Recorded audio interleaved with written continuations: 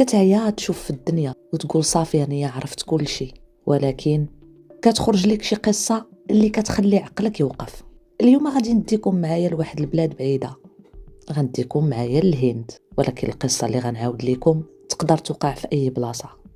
تخيلوا معايا دار محمية دايره بحال شي قلعة حصينة، مولاها طبيب، مراتو حتى هي طبيبة ديال الأسنان، وعندهم واحد البنية اللي هي النواويرة ديال الدار سميتها أروشي. السعادة ديال هاد العائلة كلها غادي تقلب، وديك الدار ولات عبارة على مسرح للرعب. القضية ديالنا اليوم هي دار مسدودة مديور ليها 3 القفولة، وبنت مقتولة في فراشها بحال ضحيات العيد. الوالدين كانوا في نفس الدار كيقولوا احنا كنا ناعسين ما سمعنا حتى شي حاجة. دابا حلوا معايا وديناتكم مزيان وسيروا جيبوا شي كاس تاي واجيو تبعوا معايا هاد الحكاية طويلة وغامضة وفيها الخضر من جهة ما كتخطرش على البال. مرحبا بكم خوتي في أولى حلقات قناة البوليسية. اليوم غادي نفتح أنا وياكم ملف ماشي بحال كاع الملفات، ملف اللي نقدروا نعتبروه جريمة كاملة حيرات 1.5 مليار ديال البشر في الهند. احنا بالضبط في مدينة نويدا الهندية، و15 ماي من سنة 2008. كما كتعرفوا شهر ماي هو بداية الصيف في الهند، يعني الحرارة ما نقولش لكم. الجو العام كان الهدوء لأنها الطبيب ومراته وبنيتهم كيسكنوا في واحد الشقة اللي كانت في حي راقي. الشقة بالضبط هي L32. كانت ساكنة عائلة طلوار، الأب سميتو راجيش، الأم سميتها نوبور، وعندهم بنية سميتها أروشي كان عندها بالضبط 14 سنة. إلا جيت نوصف لكم الدار غادي نقول لكم راه الدار كانت دايره بحال شي قلعة حصينة، دير ليها بيبان الحديد، أقفال إلكترونية، كاميرات، هادشي كلشي قصد الحماية، لأنكم كما كتعرفوا في الهند نسبة الجريمة مرتفعة. ولكن هاد القلعة تحولات المسرح ديال جريمة بشعة اللي العقل ما يتقبلهاش. ديك الليلة بالضبط راجيش ونوبور وبنتهم تعشاو، كانوا ضاحكين، جابوا لها واحد الهدية صغيرة بمناسبة عيد ميلادها. كانت عبارة على واحد الكاميرا تقدر تصور بها، ولكن مسكينة ما كانتش عارفة باللي ديك الكاميرا غتصور آخر ضحكة لها في الدنيا. مع 11 ديال الليل بالضبط كل واحد دخل لبيته. الدار أرى وصفتها لكم كانت مؤمنة، كان عايش معاهم واحد الخادم نيبالي اللي سميتو هيمراج، كان خدام عندهم لمدة 6 سنوات، كان هو الطباخ ديالهم. حتى هو دخل وسد عليه بيتو. مع 6 ديال الصباح جات الخدامة اللي مكلفة ليهم بالتنظيف والأشياء العادية اليومية، وكان سميتها بهاراتي. فجات كتحاول تدخل للدار، نورمالمون كتدخل بواحد الطريقة اللي عادية، ولكن داك النهاريات كان الجو مختلف. كيبان لها الباب مسدود من برا بقفل. هنا تعجبات، بقات كتدق كتصوني عليهم. واحد اللحظة طلعت عليها الأم كان وجهها صفر، كانت في واحد الحالة اللي نقدروا نقولوا حالة هستيرية. رمت لها الساروت من الشرجم، وبمجرد ما دخلت للدار شافت ديك الكارثة. البنية الصغيرة أروشي لقاوها مسكينة مقتولة بحال الأضحيات العيد وبدم بارد. هنا الأم بدات كتغوت وكتقول جملة وحدة: هيمراج قتل بنتي وهرب. البوليس جاو ديك الساعة وحتى هما مشاو مع الأم في الأقاويل ديالها. بما أن الخدام ما كاينش إذن هو المجرم. هنا تعلنت حالة الاستنفار، الدنيا كلها تقلبات، المطارات، المحطات، والو، السيد ما بانش. نقدروا نقولوا من لحظة اكتشاف الجريمة التحقيق بدا فعليا، ولكن الشرطة ارتكبت واحد الخطأ كبير. بلاصة ما دير واحد الطوق أمني خلات الدار تولي بحال السوق. تخيلوا معايا 28 شخص، جيران وصحفيين، دخلوا لغرفة أروشي. حتى أدلة DNA ضاعت، البصمات تمحات. المحققين ركزوا على فرضية وحدة، هي الخادم هيمراج هرب إذن هو القاتل. خليونا نرجعوا لذاك النهار الجريمة اللي هو 15 ماي. وصفت لكم البنية باللي كانت فرحانة بزاف، عيد ميلادها قرب، الوالدين جابوا لها هدية، العائلة تعشات، الخادم حتى هو وجد العشاء، ومن بعد دخل ناس. ولكن الشرطة منين رجعت للتسجيلات ديال الراوتر كتقول باللي الانترنت في الدار بقات خدامة حتى ل 12 الليل. اروشي حسب التتبع ديال تليفونها كانت كتهضر مع صحاباتها، والاب كان حتى هو كيشوف ملفات ديال الخدمة ديالو.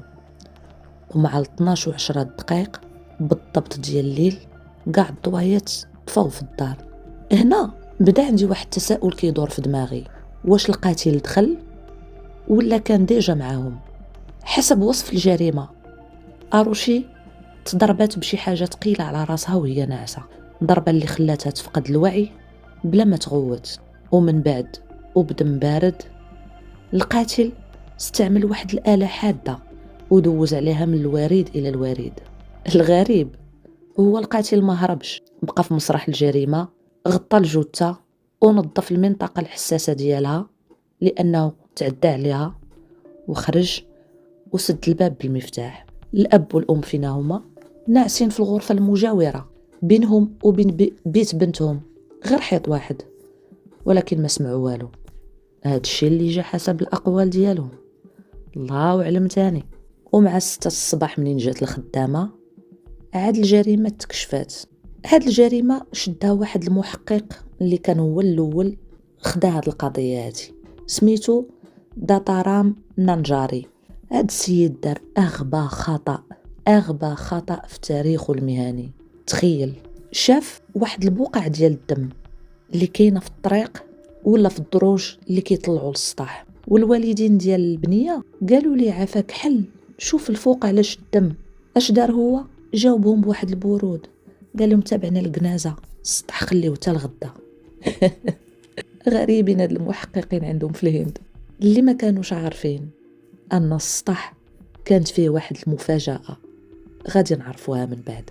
دازت يومين على الجريمه، كلشي كيقلب، كلشي كيقول شكون مول هاد الفعله. بطبيعه الحال البوليس الوالدين شاكين باللي همراج هو اللي دارها، ولكن الحقيقه كانت مختلفه.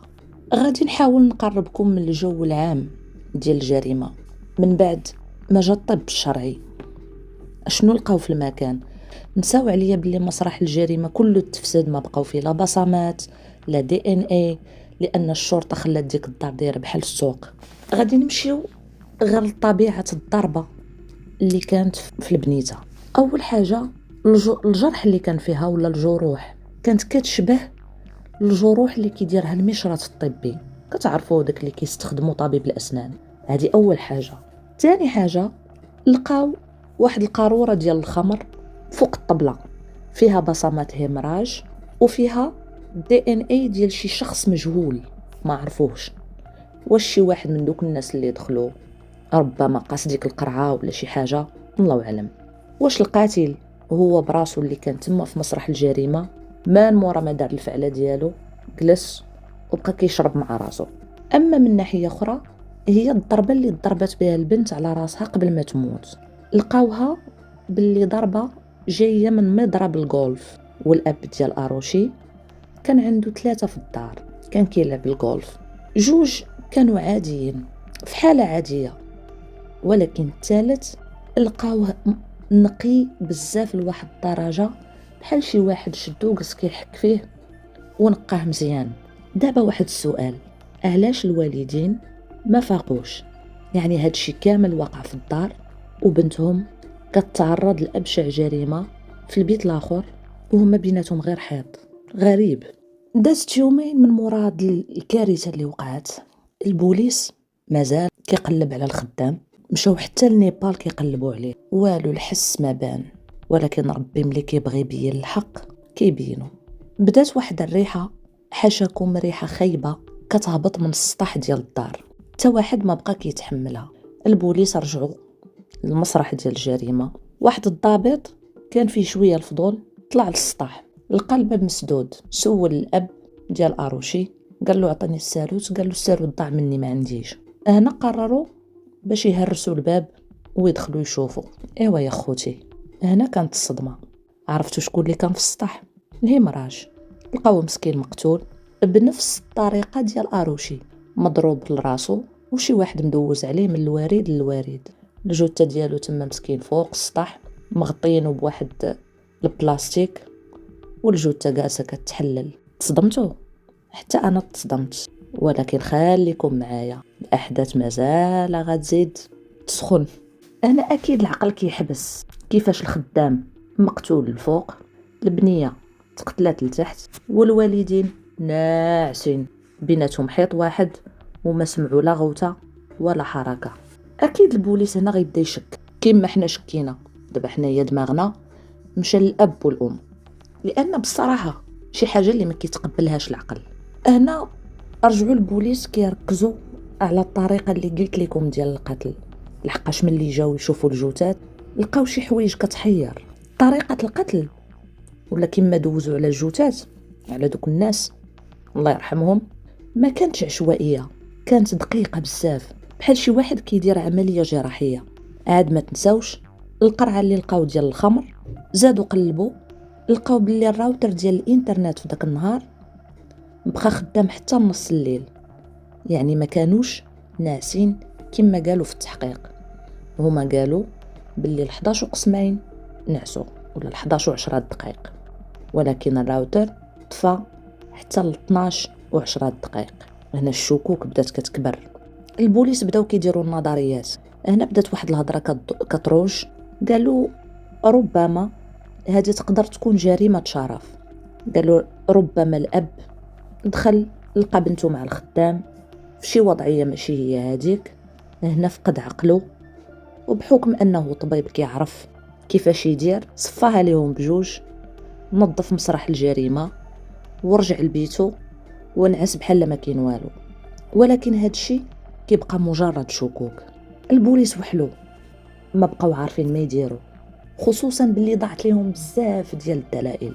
كما قلنا كاينه بصمه وحده راه صيفطوها باش يديروا لها الاختبار الجنائي.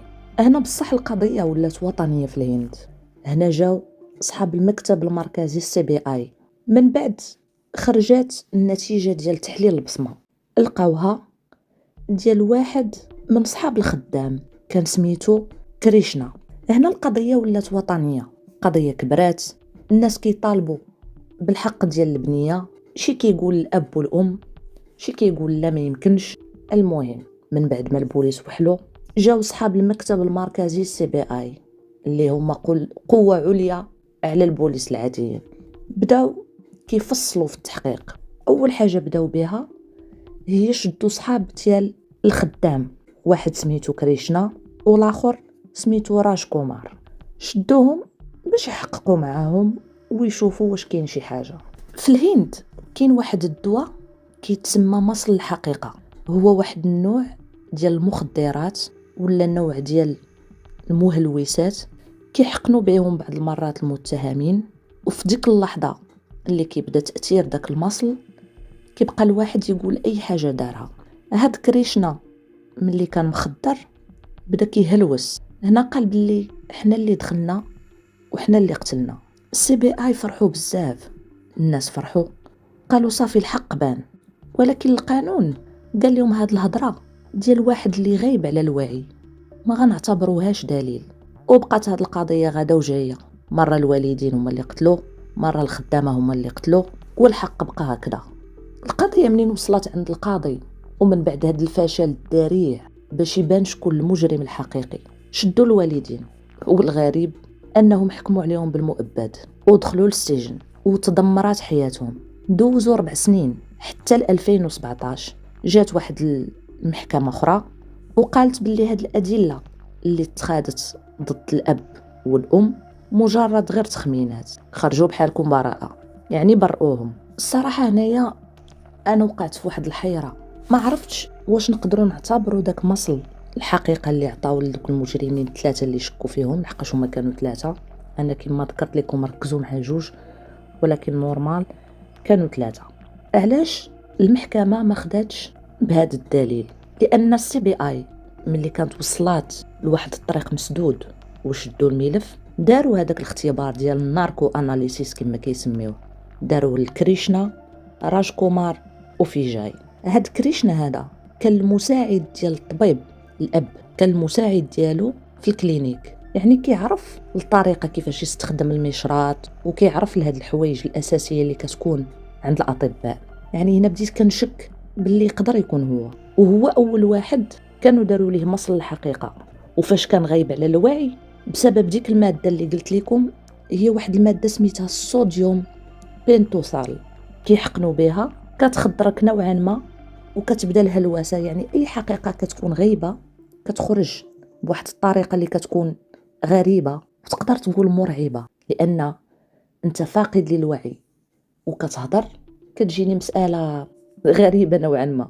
في ديك اللحظه اللي كان محقون هو اعترف باللي هما اللي دخلوا للدار وشربوا وقتلوا اروشي وقتلوا هيمراج. هادشي كامل حيت وقع سوء تفاهم بيناتهم.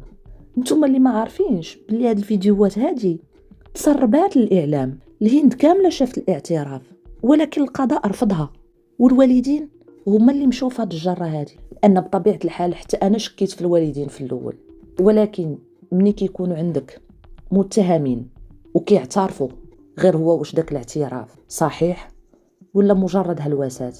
هاد السؤال خليته لكم حتى نتوما جاوبوني عليه في الكومنتات، لانه بصح شيء محير. لان الا جينا ناخذ بالاعترافات غنقولوا راه عندنا اعترافات كامله، ولكن في نفس الوقت هي اعترافات تخادت بطريقه ماشي منطقيه. يقدروا يكونوا دوك الناس بريئين ومشاو في الرجلين، يقدروا يكونوا الوالدين بريئين وخداو التهمه غير هكذاك. الصراحه صعيب. وهما بالنسبه لهم القانون كيعتبر هاد مصل الحقيقه وسيله استخباراتيه وماشي دليل ادانه قاطع. فهمتوا الفكره؟ والغريب من مورا هاد المحاكمه اللي ترفض فيها داك مصل الحقيقه، السي بي اي بدلت الفريق كامل اللي كيحقق، والفريق اللي جابو مسح كاع هاد الاحتمالات، وهو اللي رجع اتهم الاب والام بهاد الجريمه.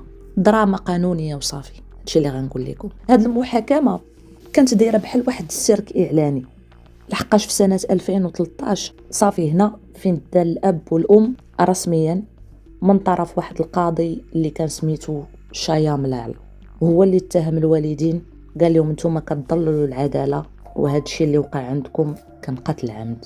كما قلت لكم الوالدين دوزوا 4 سنين في الحبس. نوبور في ديك السنوات كانت كتعلم السجينات اليوغا وكتقريهم، وراجيش الاب ولا طبيب ديال الاسنان في السجن حتى 2017. هنا المحكمه ديال الاستئناف شافوا بلي هاد الادله ضد الوالدين كانت ادله خاويه. المحكمه كانت قالت باللي السي بي اي صنع ادله من الخيال، وباللي الباب ديال السطح كان ممكن اي واحد يفتحه.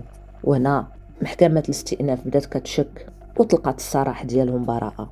ولكن الحقيقه المره هي الوالدين خرجوا، الخادم النيبالي مات، دوك 3 المتهمين خرجوا براءه. ولكن شكون قتل اروشي؟ الملف تسد قضائيا، ولكن ذهنيا بقى بحال شي جرح. ولكن كما كنقولوا الروح عزيزه عند الله، الجاني مازال غيبان. وكنتمنى حق ديك البنيه ما يضيعش. وصلنا لنهايه هذا التحقيق. قضيه اروشي طالوار راه ماشي غير قصه قتل، هي قصه كيفاش السيستم القضاء يقدر يظلمك، كيفاش الاعلام يقدر يذبحك قبل ما توصل للمحكمه. اروشي اليوم كانت غتكون شابه في الثلاثينات من عمرها، ربما كانت تكون هي طبيبه بحال باباها او شي انسان صالح في المجتمع، لكن حياتها مشات بطريقه غامضه وبقات غير مجرد ذكرى وصوره في ملفات بارده. الا سولتكم دابا من بعد هاد التحقيق وهذا التحليل اللي درنا انا وياكم، واش كتخيلوا بلي الوالدين هما القتله فعلا اللي قدروا يديروا هاد الجريمه الكامله، ولا كريشنا وصحابه هما اللي فلتوا من العقاب بسبب ثغره قانونيه، ولا كاين شي طرف ثالث اللي بقى مخبي في ديك الليله وما عمر شي كاميرا شافته؟ خليوا لي ارائكم وقولوا لي واش بغيتوا نفتحوا ملفات اخرى من هذا النوع. كنت معكم انا البوليسيه. تصبحوا على خير وتصبحوا على حقيقه، حيت الحقيقه ديما كتبان.